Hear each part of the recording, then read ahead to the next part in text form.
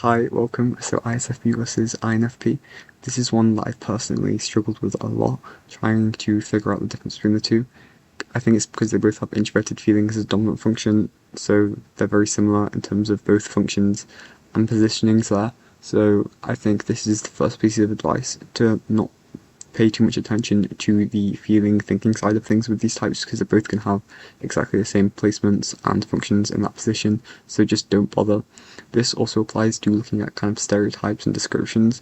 You'll notice that there might be similarities in this, so just sort of ignore them if you know you're one of the two types and focus really on the perceiving functions as opposed to the judging functions. So you want to be looking at the introverted intuition, extroverted intuition, extroverted sensing, introverted sensing. Those are the ones you want to look at and their placements, because they're different for these two types.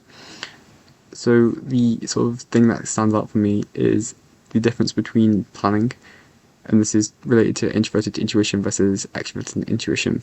So ISFPs have long-term plans than INFPs. With ISFPs, you're kind of looking at they have it as an child, so they're going to be very much looking at one very idealistic plan for the future. Maybe they want to get a very specific job, maybe they want to go to a specific place of education, whatever.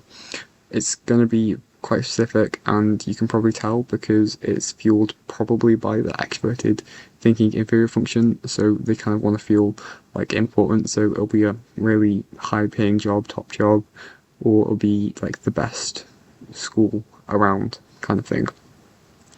And yeah, that's easy. You can kind of pick that up.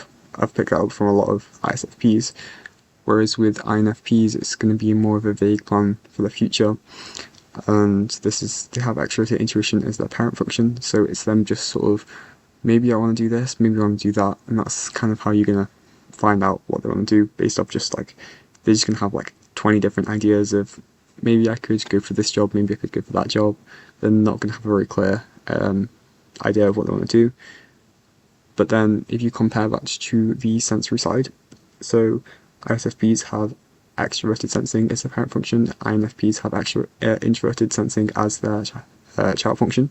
So INFPs, instead of being kind of having child function as their sort of future, it's their past, so they can get very, very nostalgic and attached to very specific things. They might kind of want to sort of stay in their hometown forever type thing is their sort of dream.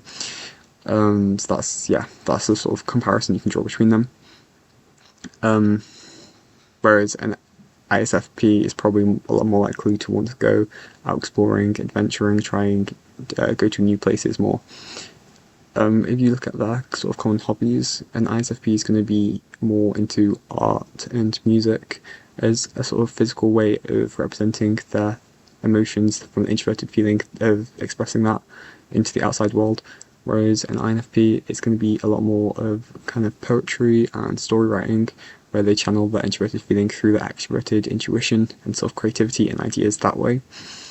Both do seem to have a thing with nature, I've noticed, and they very much do like to surround themselves with nature a lot of the time.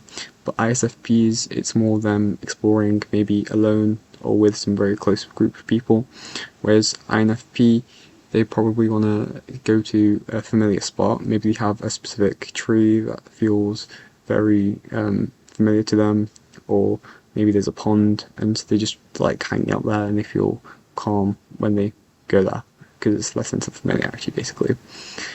In terms of general sort of things to look at in terms of like stereotypes of the different two types, then INFPs are kind of, I think INFPs are kind of associated with being the sort of calmer of the two, in the sense of you can sort of, they're quite naive a lot of the time. They because they don't really live in the real world a lot of the time, they're kind of daydreamers quite frequently, and this can lead them to sort of being seen as naive sometimes. With ISFPs, they can kind of be seen as hot-headed at times. They're kind of like an introvert, because they're an introverted version of ESFPs, if you imagine that. Hopefully you found this helpful, and let me know if you have any other sort of suggestions and maybe any types that you really can't tell the difference between, and